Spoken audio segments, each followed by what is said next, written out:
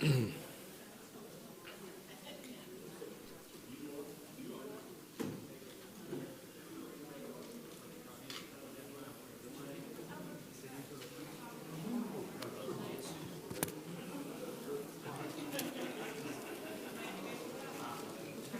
2, 3, 4, 7, 8.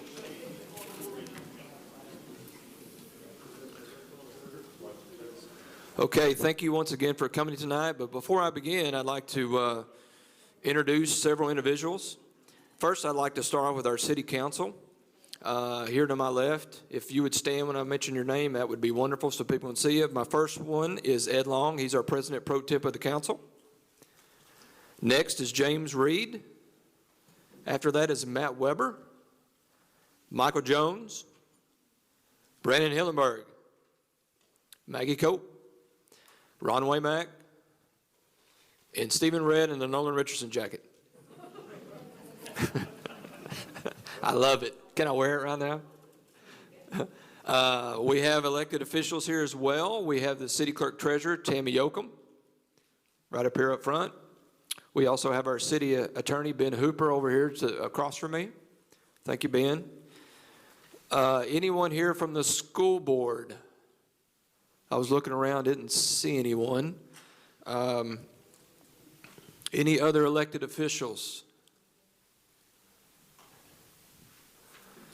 Okay, I'd like to now recognize the city directors who help me every day in the operations of the city. Matthew Hood, our HR director. Thank you, Matthew. Roger Self, our IT director.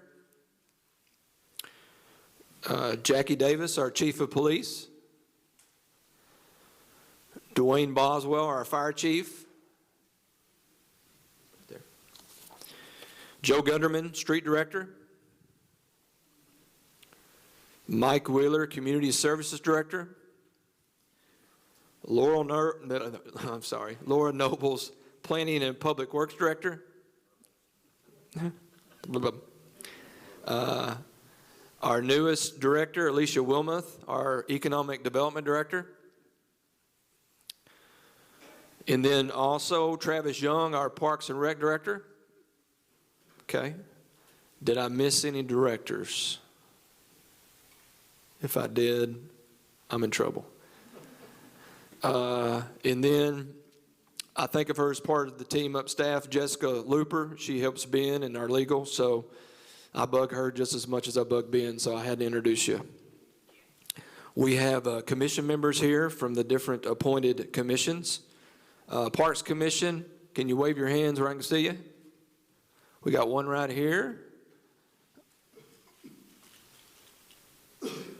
Anyone else? A&P?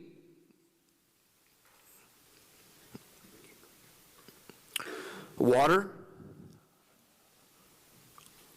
Or housing?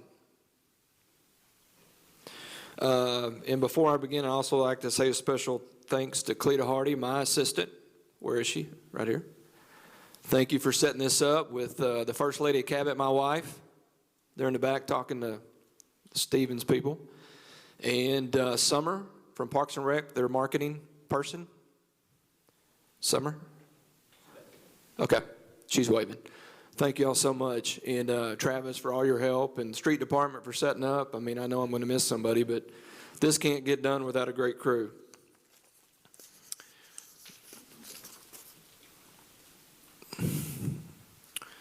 Okay, tonight I'm going to present you with the 2021 State of the City. I'm Ken Kincade, your 35th Mayor of Cabot, and I'm proud to be up here standing here to present this to you. So to City Council, elected officials, and the citizens and community of Cabot, including my amazing team at City Hall, police, fire, staff, and directors. On March 29th, 1976, as you can see here, a deadly tornado destroyed the downtown of Cabot. 5 people lost their lives to this national disaster. This was an F3 tornado. I know some of you here remember it. The tornado spread 9 miles long. What a horrid day for Cabot, parents, kids, and school administration. As you can see, it pretty much wiped out Cabot. The downtown area was completely destroyed. Reports say over 90 buildings were gone. And it was roughly in those days about $7 million worth of damage. Also, if you read the papers and do the history research on this, journalists had something to say about Cabot right after this event as we started rebuilding. Most of them state that this event 45 years ago was the start of our growth in our community. Now let's fast forward almost 44 years after that date. And what are we presented with? COVID-19. Wow. COVID shut down our city, our economy, and our world. Lives lost were numerous. I know everyone in this room probably knows someone that passed away due to this dreadful disease, and I'm sorry for your loss. It was a very strenuous time for our city and our community. COVID has been tough on all citizens and extremely tough on our schools, businesses, and children. So what did the city of Cabot do? The same thing Cabot did 45 years ago. We stayed together. We took care of one another. We supported our community. Even in the darkest hour, Cabot has seen growth. Everyone here needs to be proud of that. We still maintain community during those times. So where have you seen the growth? Let me show you. It starts right here with your mayor and your city council. During 2019, I and the city council addressed 57 ordinances and 31 resolutions. During 2020, during COVID, we did 10 more for a total of 98. 53 ordinances and resolutions of 45. Of those were beautification issues for our cities, condemning buildings, getting rid of ordinances that weren't best for businesses and our people and our city, and approval of acceptance of many grant opportunities to help with citywide projects.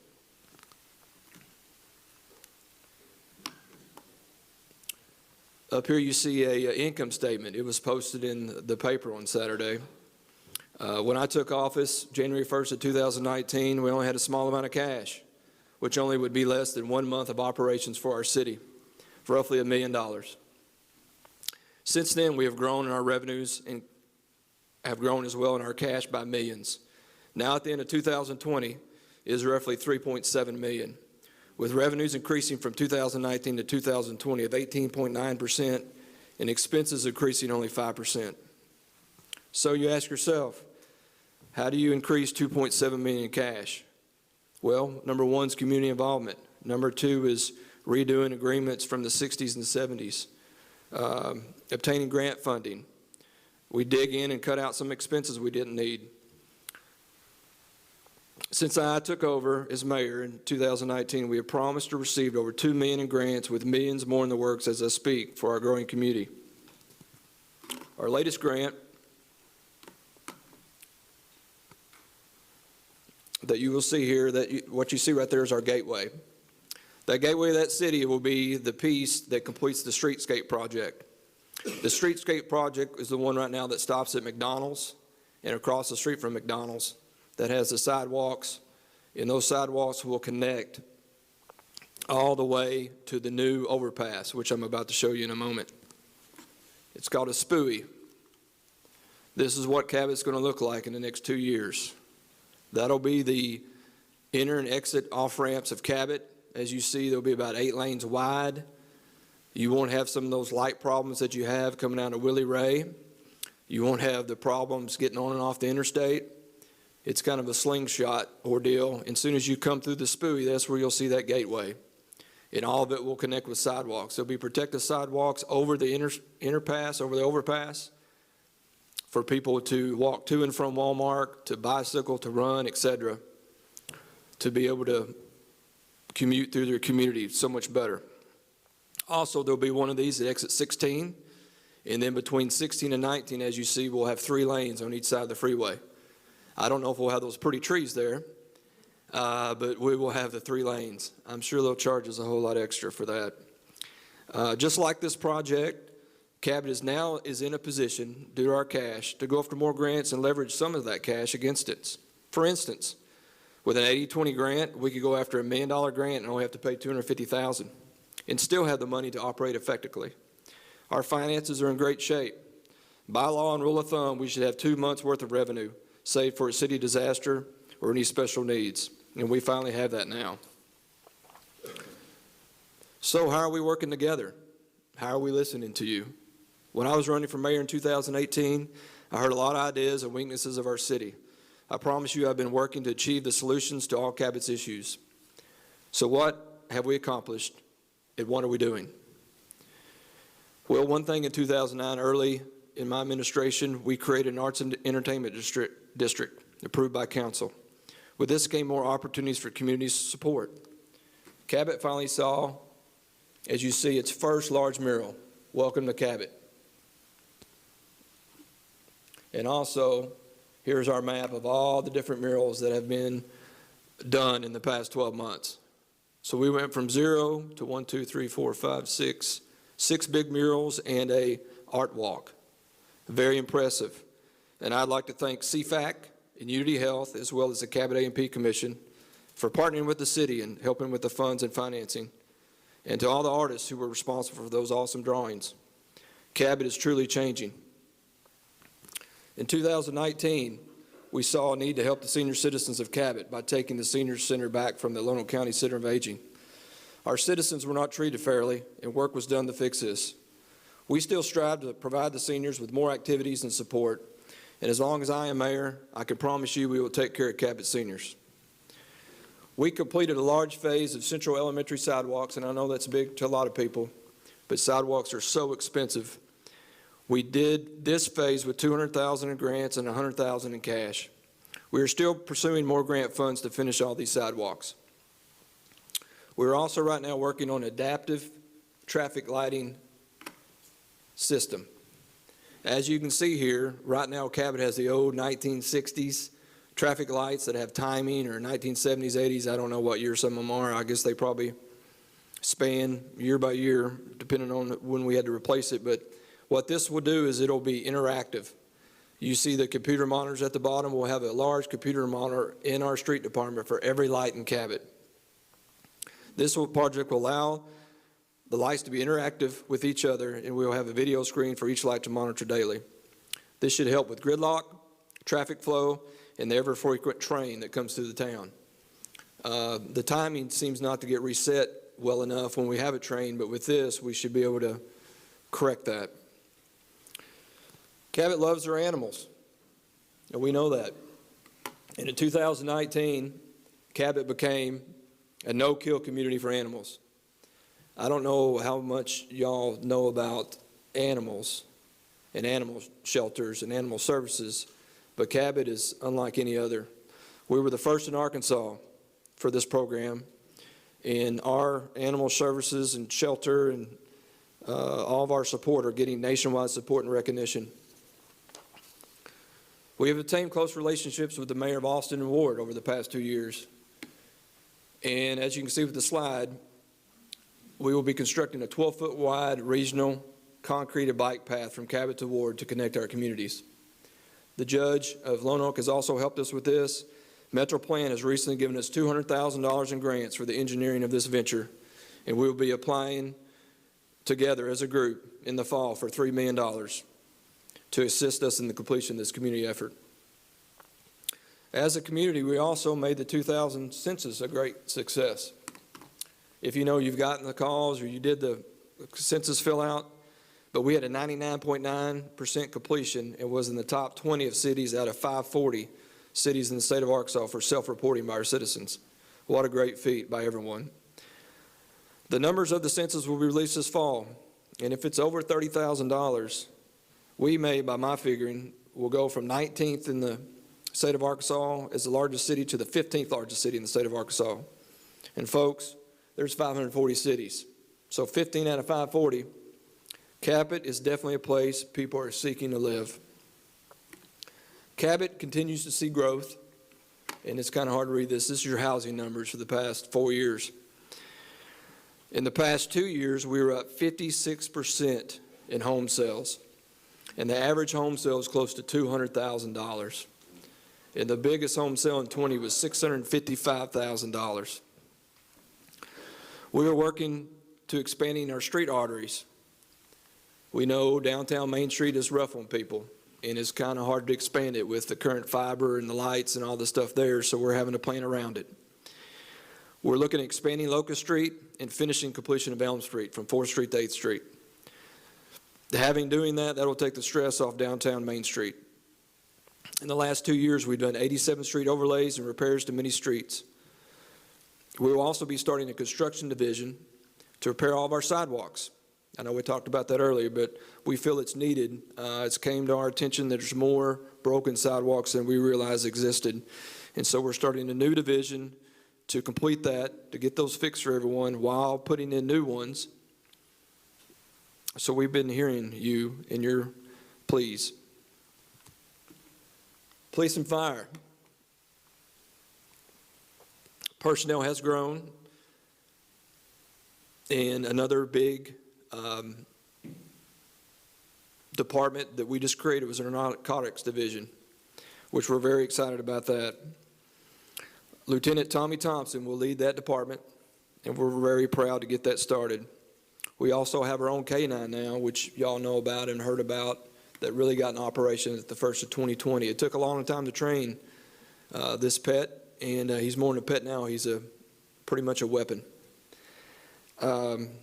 We will have a substation out by Highway 5 that will be done by the end of the year.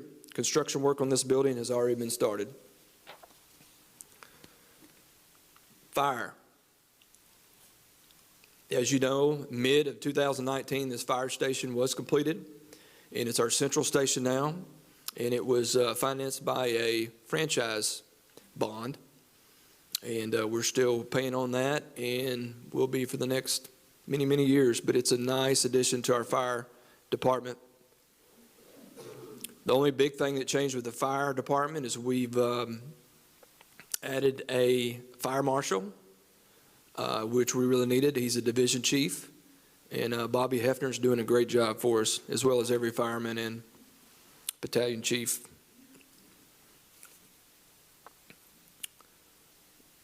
Even while growing and cutting expenses, we have increased wages for all employees from 3 to 10% during my administration. The Cabot Library, which looks like it's blank. Oh, here we go. Cabot Library. Our Cabot Library is still expanding. They continue to impress me, and their numbers are outstanding. Even though they had to close due to COVID, they worked outside the box. They still grew in other areas. Our plans are to add an education center for Cabot, and plans for this are already in the works. You can see a lot of their, well, you can't really see, but their internet solicitation and virtual checkouts, et cetera, are way up, while the negatives are people not being able to come, obviously due to COVID shutdown. But they made sure that they circulated as many books and articles and anything they could do to help people educate themselves, and I'm very proud of their efforts. And what a year it was for Parks and Recs. They also had to do this dreaded COVID.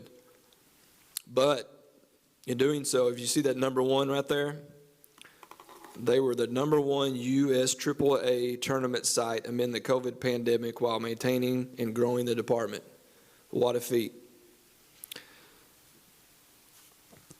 They also, it looks like, also did some other improvements to softball and different areas and trails. So they used this as a rebuilding year as well and used their time wisely. Exit 21 was open, and the agreement with RDOT to start 321 early was completed. I know this has been tough on everyone, but hopefully we will see this project completed by the 1st of 2022. I know we all be happy that we had to sacrifice for it, because it's going to be really nice. We also will have a mayor youth council that will start in the fall, and it'll be led by Jason Crumpler. Finally, I know a lot has been completed in 2019, 2020, and we have some major projects on the books in 2022. But how can we continue to progress? Well, what are our major needs? It's infrastructure.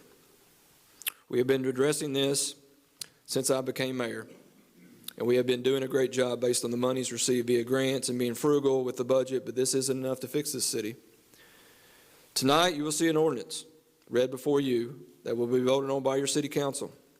We will be asking the people of Cabot to vote on August 10th to say yes to a bond issue that will give the community of Cabot an internet infrastructure, better roads, drainage, police and fire equipment, a police and fire substation, a police and fire training facility.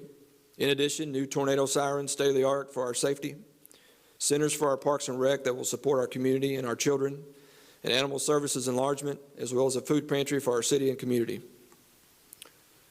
These items, and I'll cursor through here for you: approved internet structure, roads and drainage overlay, police department upgrades, fire equipment, trucks, police and training facility, substation, tornado upgrades, siren upgrades, community pavilion, parks and rec,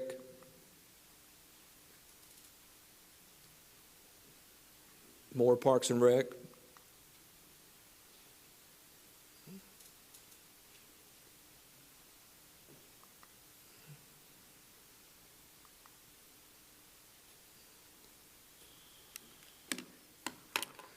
these items that I just presented to you was all brought to you by our directors, our council, and your mayor.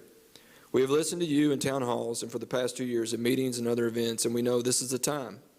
Historically, the interest rates are in their lows over the average timeline. Now is the time to act for our city and our financial health.